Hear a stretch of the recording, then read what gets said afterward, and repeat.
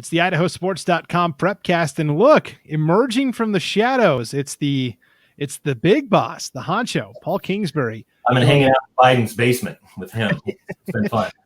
You're kind of our shadow leader here of this organization, IdahoSports.com. So thanks for emerging into the light and joining us for what's going to be a pretty important topic. We appreciate it. It is an important topic. It's there's been a lot of important topics recently, and I remember I've been involved in these things for almost 25 years, and there's been stretches of 5-10 years of just clear sailing and everything's fine. And boy, over the last 10 years or so, there's always one thing after another. So yeah, I'm happy to be here, and it is a very important conversation to have. Yeah, occasionally, sports and politics usually kind of operate independent of one another, but occasionally, to steal a term from Ghostbusters, the streams cross, and then, we have to talk about these things. So last week, in the state legislature in Boise, a proposal was put forward in the House that could have a significant impact on how the IHSAA operates. Just for those that kind of viewed it from a distance, Paul, kind of give us just the general info on what went down last week. We'll delve into it a little bit, but the general gist of it is the legislature wants a 3-person oversight board, kind of an appeals board, where anyone, parent, coach, administrator, anybody can appeal any decision or rule that the IHSAA makes. And then that 3-person review board is made up of a representative, a senator, and then a member of the IHSAA board, which effectively gives them a 2-to-1 advantage over anything that someone doesn't like. And this all kind of came about because there were people and obviously legislators that were not satisfied with the way the IHSAA has handled a couple of things this year, particularly the COVID-19 pandemic. Some of that might be misinformed, though, but overall, it just seems like there's a general kind of dissatisfaction with how things have gone, right? Well, there is, and I think there's a general dissatisfaction worldwide with how things have gone, and we're just kind of looking at it from a local level. And one thing during your interview with Mark Nelke, if people have watched that, he mentioned there's not really a handbook for this, and so you can't really point to page 6, subchapter 6B of the handbook of how to how to handle a pandemic during a school year and say you did it wrong. Hindsight's always 20/20. And when you're in the middle of things, going back and Monday morning quarterbacking things, well, it could have been done this way. Sure. Absolutely. There's a lot of things that could be done differently all over the place. And to go back and do that now and have long-term changes for something like this, it's going to be interesting to watch and see how it unfolds. Yeah, I mean, in terms of the pandemic, you can't even have a blanket way for Idaho to cover it as a state, because what happens in Boise is totally different from what happens in Firth, right? A big city versus a very small rural area. So there's not even a handbook in terms of, okay, this is what the state of Idaho is doing. And that's really what the IHSAA did. They left it up to each individual county or school district to kind of determine the best policy for them. Right. And you're absolutely right. And I've been very careful and over the last few years to not really discuss things. And it's been enough time, and I have a great relationship with the IHSAA, but people that are in the know that there were some bumps in the road along the way. So it's not like I'm constantly carrying the water or raising the banner for the IHSAA, but it's a great institution. They do a good job. They're good people that are trying their best. Does it happen all the time? No, but you can say that for every single group of anybody on the planet. And sometimes when you're trying to make decisions, that's what happens. But to go what you just mentioned, you're right. During the state tournaments, the locations kind of set those numbers. But however, on the flip side, a lot of people said, well, fine, move locations, go to Eastern Idaho where it's a little more opened up, where 40% is here. Well, you also have to realize that 40% with social distancing was on top of that. And so there were things that left out, not mentioned, that it still wouldn't have been perfect. You also think about what the IHSAA does, and the IHSAA is there to represent their membership, which is the member schools. And and having and in a last minute thing where schools already have hotel rooms. And anyway, you can look back and you can argue points back and forth, and you're both probably going to be right. Honestly, I mean, I could flip and debate the other side and say, yeah, it wouldn't have been that hard to move a state tournament last minute. They did it to cross country last year. Okay, great. It's possible. You can argue both sides, but at the end of the day, a decision had to be made. And the easiest decision was, what, it's already in place. We have, there's workers. It's already there. Let's just get through this year and move on. And I think they didn't get enough credit for the work that they did do. I mean, it's not like they have a staff of 30 people running this. I mean, it's a very limited staff there trying to get this all done, plus all the workers, volunteers, everybody, all the logistics of what happens with a state tournament. It's not an easy task, and it's not one that you can just, flip on a dime and change. So I see both sides. I do. I just think that maybe the IHSAA got dumped on a little more than they should have for some things that were out of their control. Yeah. So I have to say this proposal that came forth from a couple of legislators, I use the analogy of the road has a couple of potholes in it. Well, let's just blow up the road and build a bridge. No, that's not the way to do it. Let's work on filling in those small potholes. What is being proposed by our legislature is basically blowing up the IHSAA as we know it and creating a whole new body that decides on things. Right. And Brandon, this is one thing that I don't think has really been discussed anywhere. And again, hopefully this draws some clicks to your podcast. It's great. But in the beginning, I think the goal or the plan was to, replace the IHSAA, or to take them over. Maybe not replace them, but take them over. Well, the problem is that the IHSAA is a private nonprofit. They're a private entity. That would be like the legislature coming in and saying, Paul, we're going to take over IdahoSports.com because we can do a better job. The government taking over a private business. Where have we seen that before? In places that we don't like, Venezuela, things like that, where it seems that, full disclosure, I'm a conservative guy, pretty heavy conservative. We don't like government taking over things, especially private entities, private businesses. And so these people that are, proposing this legislation, backing it, it really confuses me because you can't cherry pick what you do and don't like in regards to that. And so with the intention of taking over the IHSAA, well, you can't do that. And so instead, what they did is put a bill forth that says, okay, hey, the IHSAA has nothing to do with this. So the IHSAA is not really mentioned in the bill. It's, okay, as a legislative body, our schools won't be allowed to be a member of any organization that does not agree to have this 3-person review board.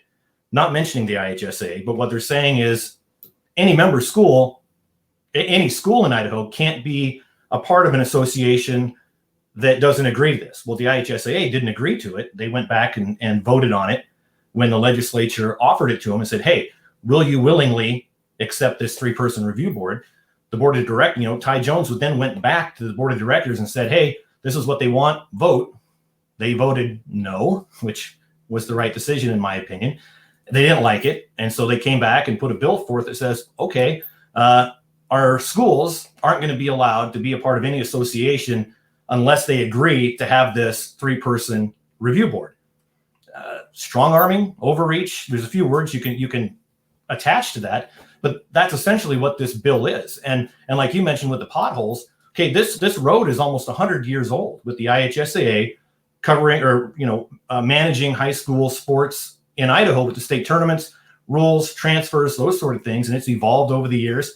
And it's done a great job, and they know what they're doing. The processes are in place. And now, because of what happened during a pandemic year, during state tournaments that some people didn't like, which I agree, I wouldn't like it either. But you don't blow up the road when you could just fix a couple of potholes. And that's really, I think that was a great analogy. I think they're trying to blow up the road and push the IHSAA out. And then what? And then what? You just have a government entity overseeing high school sports. What if that review board, what if they're not in session? Okay, well, how does that happen? I mean, if you look at how governments run, it's not quick and speedy. It's not efficient. And so why add an extra layer of government attached to this if you don't like what's going on. That's what doesn't make sense to me. Yeah. So personally, you and I are in agreement. The official statement of the company, IdahoSports.com, is government overreach in general, bad idea. So let's let the IHSAA continue. The other thing people don't realize is the IHSAA is actually a fairly large group of people from all over the state. There's representatives for every single sport. There's representatives from every district. It's a very large, encompassing body that allows every voice to be heard. 3 people, that's not enough. That is too small of a committee to basically, all you need is 2 out of 3 and they can make every decision unilaterally. I don't like that. That's not enough. That's not enough people. And that's one thing that Mike Laclama mentioned in his article. And Mike did a great job of reporting on what's happening. He did a fantastic job. Incredible. It was a very well-written piece. And then Mark Nelke put something out today that was a great opinion piece that I 100% agree with. But you're right. It's something that is going to be looked at very carefully. It's going to be something that it could have lasting consequences. But it's also one of those things that are really out of our control. I mean, once it goes, like as of right now, I don't think it's been assigned to a committee, which means it's not even close to reaching the House floor, which hopefully it stays that way. But I don't know. I don't know what's going to happen.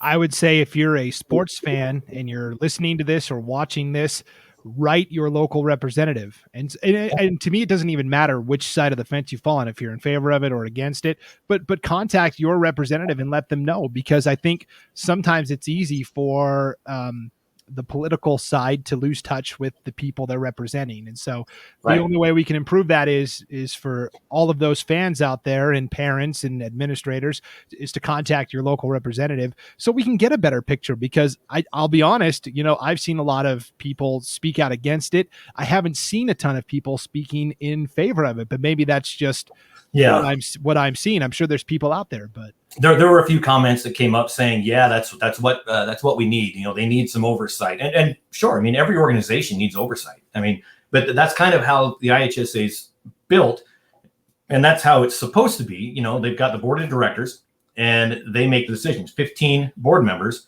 Now that board is made up of, and I might mess this up a little bit, but basically there's a representative voted on by members in each district for District 1, 2, 3, 4, 5, and 6. Okay, North Idaho to East Idaho. There's a rep for each district. There's a rep for boys coaches, a boys coaches rep that is voted on and selected by the boys coaches. There's a girls coaches rep.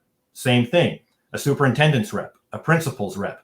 There's a school board rep, and then the State Board of Education appoints someone there. There's I think a music rep, a debate drama rep. I mean, 15 people, very diversified. Because also one thing is, and in fact, it was called this during in the committee reading of the bill, the Idaho High School Athletic Association. Well, that's not their name. They're the Activities Association. It's more than just the normal contemporary sports. I mean, they do drama, speech, debate, those things. And so it's, if you're going to introduce a bill, at least call the people by the right name is kind of what I thought when I saw that. But there's a process in place for this. Like you just mentioned, contact your rep. Well, if you don't like something that the IHSAA is doing, there is a process in place, and you contact your board rep. Well, there's also the board of control underneath that. So if you're a parent, great, go to your school, go to your superintendent, principal, athletic director, coaches, and then it goes up to the athletic directors can contact their board rep. The boys coaches can contact their board rep. Principals can contact their board rep, and it goes from there. And there's a process that goes up the chain of command. If you don't like something, like you mentioned, I think earlier, great. The IHSAA serves their member schools. They're not here to serve the Chamber of Commerce in any given city where, it's not fair that the Treasure Valley gets all that money coming in.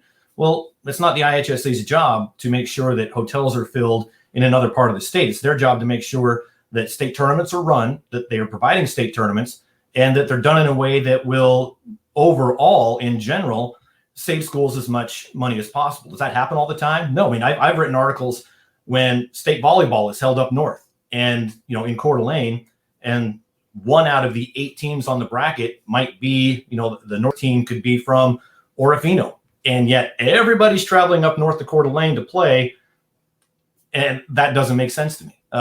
If you're, all of a sudden Malad is traveling all the way to Coeur d'Alene where Las Vegas is actually closer for them. But if we said, hey, we're going to go play this tournament in Vegas, people would freak out. But forcing them to go there. So there's things that obviously I don't agree with. And there's things that I think could change. But overall, follow the process. And just like you said, blowing up the road, napalming this thing, going nuclear on an association that's been running things for, like I said, close to 100 years. It's a little short-sighted. In fact, it's a lot short-sighted, in my opinion. You're not thinking past the end of your nose on this if you support this at all. All I got out of that was headline: Kingsbury wants state tournaments moved to Vegas. You know what? I would definitely be in favor of that, my friend. Yes, just because I like the scenery. Maybe. Yes, Paul Kingsbury. The what is your official title? Editor? I don't know. Boss? Yeah, I don't like that either. You know what? Yeah. I'm a teammate. I'm on the IdahoSports.com team. That's fine with me. Okay, Teamster from the Idaho team mascot. Don't call me a Teamster. No, that goes against everything I believe in. Paul Kingsbury, IdahoSports.com. Thank you. I thought this was an important topic. I know we covered it on our social media, our Twitter and Facebook accounts, and on our website, IdahoSports.com. But I thought it was important too to have a conversation. So yeah, I appreciate you really bringing this up. I probably diatribed a little bit too much, and I'm not looking forward to the emails or the comments to come. But doing what we do, and I know you were kind of closing it, but I'm going to say a couple more things. Sure.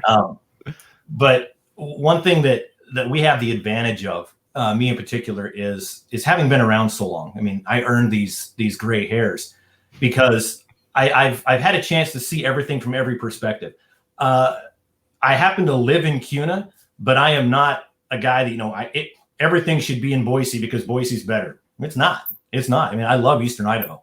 I got family over there. I love it. You live over there. North Idaho, I could live there, right? I love Idaho, and I love the schools in Idaho. I've got friends at almost every school in the state.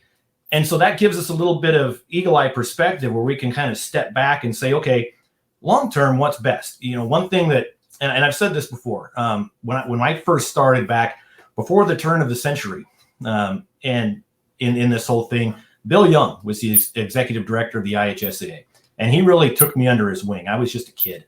I was probably still in my 20s. I was still in my 20s, and just rared up and ready to go. And I'd get fired up over stupid little things, and Bill would just call me in and say, hey, patience, and patience is the thing, the mantra that I've tried to run Idaho sports with. I've tried to live my life with. Patience. You'll get past this. If there's a trouble right now, we'll get past it and work things out. And I think there's a lack of patience right now where, we're on the other side of COVID. Whether we, some people want to believe it or not, we're on the other side. And so if it keeps going the way it is, hopefully it does, we're past it. And things can get back to normal next year where we're past all this. Now, next year, if this passes, well, all of a sudden we implemented something because of something we didn't like during a very unprecedented time. And as I mentioned before, that's the definition of being short-sighted and just not letting the process play out and being patient. And we like to look long-term here at Idaho Sports. It's never just what's going on this week or next month. It's what's going to happen in the next 5, 6, 10 years. And that's how we have to do business. And so being able to look at the state from up above and loving all of it, and saying, what's in the best interest for all of it, not just here, not just here, not just here. And I get the passion from different parts of the state that defend their area of the state of, hey, we deserve this. Great. I mean, that's the passion that we love in high school sports. I mean, if people didn't care, what's the point of doing any of this? But I think taking a step back and looking at it a little more logically, a little more in the sense of what's good in the long term for everyone, I think it could go a long way. Civility kind of left the building with Elvis some time ago. And I think we really need to get back to general civility and recognize people have weaknesses, that associations can have weaknesses, and we go through the process to fix them. I mean, that's just the way that you should do things. And keyboard warriors and people just, blowing off on different, Facebook groups or email. And it doesn't help. It never helps. And so, I'd like to see us kind of all calm down and get back to what's best for high school sports in general in the state of Idaho. And I think if everybody's on that page, I think it's going to get better and better as we get past this pandemic.